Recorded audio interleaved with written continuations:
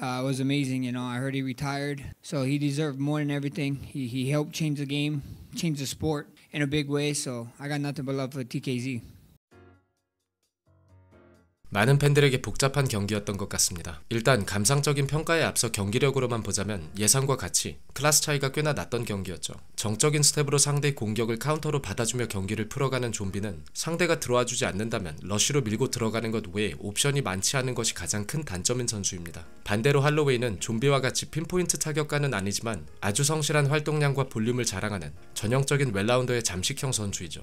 페이스를 천천히 끌어올리는 두 선수는 먼 거리를 잡고 경기를 시작했지만 이 둘의 가장 큰 차이는 거리를 죽일 수 있는 옵션과 스피드에 있었다고 생각합니다. 먼저 좀비의 러쉬에 관해 몇 가지 짚고 넘어가야 할 것들이 있는데, 좀비는 단발성 킥이 아니라면 킥 컨비네이션을 자주 섞어주는 선수가 아니기 때문에 뒤로 그대로 빠져주면 펀치가 잘 닿지 않습니다. 할로웨이 정도로 감이 좋은 선수는 백스텝과 스웨이로 안전하게 거리를 유지할 수 있었고, 좀비의 라이트 베이팅에도 쉽게 걸려들지 않았죠. 후 컨비네이션보단 뒷발의 모멘텀을 받아 찔러넣는 스트레이트는 비교적 더 빠르게 거리를 죽일 수 있기 때문에 그나마 상대의 얼굴에 닿는 장면이 가끔 보이지만, 할로웨이는 기본적으로 풋워크가 너무나 뛰어난 선수일 뿐만 아니라 단순 백스텝 외에도 사이드로 빠져주는 능력이 너무나 좋은 선수입니다. 아놀드 앨런과 같이 폭발력을 바탕으로 좀비보다 더 빠르게 거리를 죽이며 펀치러쉬를 하는 터프한 선수들을 상대로도 안전한 인앤아웃이 가능한 이유이기도 하죠.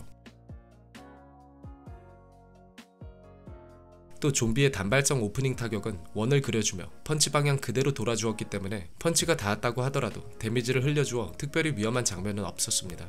반면 할로웨이의 입장에선 유일한 위험 요소, 좀비의 파워를 경계하지 않을 수 없었는데 뒷손으로부터 비교적 안전한 바디와 킥으로 오프닝 작업을 시작했습니다. 좀비가 한두 번의 킥 카운터를 성공시키자 레그킥의 빈도수는 극단적으로 줄였고 대신 바디를 성실히 디깅해 주었죠. 이 과정에서 두 선수의 스피드 차이가 여실히 나타났는데, 할로웨이의 바디에 맞춰 좀비가 체크훅을 내보지만 몸이 밀리며 거리가 닿지 않습니다. 오프닝 타격에 감각이 없으면 절대 필요 이상으로 깊게 들어가지 않는 할로웨이는 상대를 가볍게 터치해주고 빠져버리는 것이 가장 대표적인 경기 운영입니다. 좀비의 입장에서 가장 이상적인 시나리오는 뒷손으로 바디를 디깅해주는 할로웨이에 뒷손을 함께 걸어버리는 것이었는데, 필요 이상으로 깊게 들어가지 않는 만큼 좀비가 카운터로 받아줄 여지가 없었습니다. 혹은 할로웨이가 컨비네이션으로 밀어주며 카운터존에 들어갔을 때는 뒷손 가드를 바짝 붙여주는 좋은 습관, 또 앞손으론 좀비의 뒷손을 걸러주었기 때문에 역시 크게 위험한 장면이 연출되지 않았죠.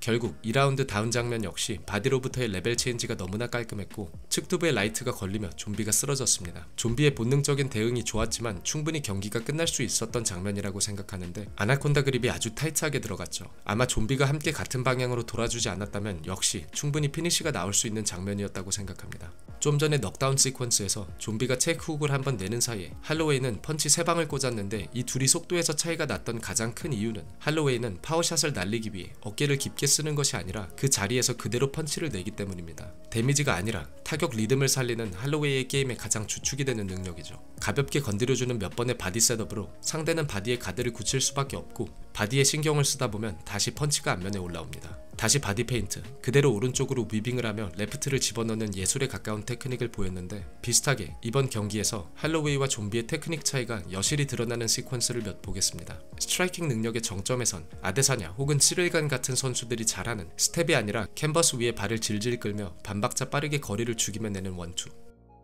앞손 베이팅으로 좀비의 타격을 끌어내는 노련함, 끊이지 않고 페인트를 섞어주며 오프닝을 찾아내는 능력 등 타격 옵션과 테크닉 차이가 많이 나는 장면들이 눈에 띄었습니다. 맥스 할로웨이는 UFC 최고의 복서라는 자부심이 있는 선수이죠. 그리고 최고의 복서의 소양이라 함은 오프닝을 만들고 타격을 잘 집어넣는 것 이전에 상대의 공격을 본능적으로 잊고 빠지는 회피 능력에 있다고 생각합니다. 가장 쉽게 메이웨더를 생각하시면 될 것 같은데, 할로웨이의 오프닝 미스로 완벽하게 좀비의 레프트 각이 나오는 것 같지만 감각적으로 빠져버리자 닿지 않았고, 앞손으로 좀비의 앞손을 확실하게 체크하고 있었기 때문에 레프트가 아니라 라이트가 나올 수밖에 없는 타이밍이라는 것을 읽은 할로웨이가 레프트 바디킥을 함께 걸어줍니다. 이미 자신이 경기를 지배하고 있다는 자신감이 아니라면 나올 수 없는 장면이죠. 프리뷰에선 좀비가 잽과 스트레이트의 볼륨을 평상시보다 조금 더 높여 쫓아가는 경기가 아니라 할로웨이를 인내심 있게 끌어들일 수 있는 경기를 했으면 좋겠다고 얘기했었습니다. 말은 참 쉽죠. 3라운드는 논외라고 치더라도 이번 경기에서 좀비는 인내심 있게 기다리는 경기를 하지는 않았다고 생각하는데, 경기가 1분 30초 정도 지난 시점에서 쉽게 오프닝을 찾지 못하자 좀비가 답답함에 먼저 밀고 들어갑니다. 마이클 비스핑의 호들갑이 있었지만 좀비가 다운당할 뻔한 위험한 장면이었죠. 이번 경기에 좀비의 러쉬 자체가 위험했던 가장 큰 이유는 할로웨이는 단순 뒤로 빠져버리는 것뿐만이 아니라 앞손으로 상대의 러쉬 템포를 공포를 끊어주는 능력이 좋기 때문입니다. 할로웨이의 앞손에 걸리며 밀리자 뒷손을 낼 타이밍조차 없었습니다. 반대로 몇 안 되는 좀비의 정타는 역시 할로웨이가 먼저 들어와주는 시퀀스에서 나왔죠. 또 2라운드에 할로웨이의 실수가 한 번 있었는데 레프트를 예상하고 왼쪽으로 빠져주는 할로웨이에게 좀비가 라이트 오버핸드 정타를 맞췄습니다. 하지만 오히려 데미지를 씹고 레프트를 적중시킵니다. 그리고 좀비의 15년 커리어에 마침표를 찍은 3라운드를 보겠습니다. 좀비가 3라운드에 무리한 전진을 한 이유 몇 가지를 나름 분석해보자면, 첫째, 2라운드에 다운을 당하며 이미 기세가 많이 기울었죠. 아마 계속 할로웨이의 타격을 허용한다면 케이터나 오르테가처럼 어느 순간 화끈한 난타전을 노릴 기회조차 생기지 않고 끌려갔을 것이라고 판단했던 것 같습니다.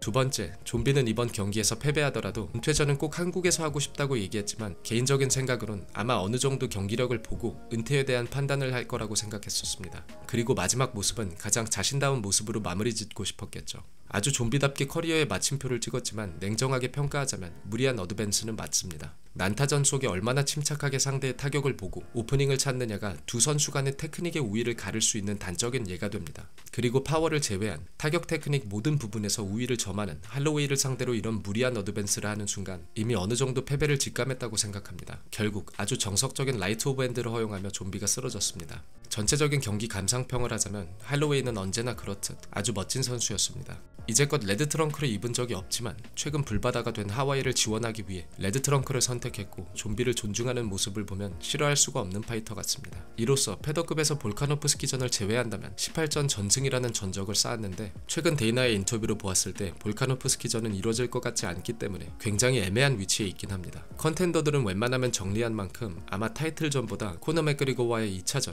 혹은 하락세인 더스틴 포이리에와의 3차전과 같이 이벤트성 매치를 잡을 가능성이 많은 것 같습니다. 그래도 결국 할로웨이의 입장에선 토프리아가 볼카노프스키를 이기는 그림이 가장 이상적이겠죠. 마지막으로 좀비의 커리어를 WEC 때부터 지켜봤던 팬의 입장에서 여러 감정이 교차하는 것 같습니다. 냉정하게 평가하자면 좀비는 티켓 파워가 있는 선수는 아니었습니다. 하지만 UFC의 커멘테이터 존 아닉의 설명처럼 오랫동안 e스포츠를 사랑하고 지켜봐온 팬들의 입장에선 사랑할 수밖에 없는 UFC의 역사를 함께 걸어온 선수라고 생각합니다. 오랜 팬으로서 앞으로 허전함이 남을 것 같지만 앞으로 이어질 좀비의 인생 두 번째 챕터를 응원하며 영상 마치겠습니다. 그럼 시청해주셔서 감사하고 곧 다른 분석으로 돌아오겠습니다. 감사합니다.